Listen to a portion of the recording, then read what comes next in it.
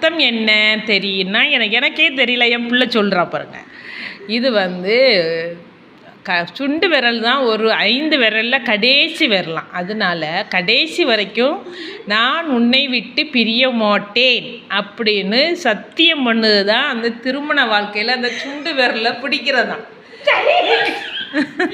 இது ஒரு சகோதரிக்கும் பொருந்தும். ஏன்னா ஒரு அக்காவும் தங்கையும் கடைசி வரைக்கும் நாங்கள் ஒற்றுமையாக பிரிய மாட்டோம். ஒருத்தருக்கு பொறாமல் போட்டி இருக்கும், ஆனால் பொறாமல் இருக்காது.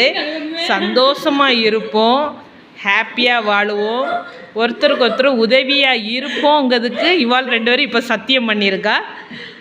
எப்படி நல்லா இருக்குல்ல?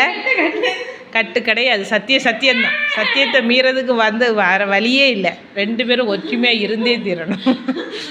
தேங்க்யூ. சூப்பர்.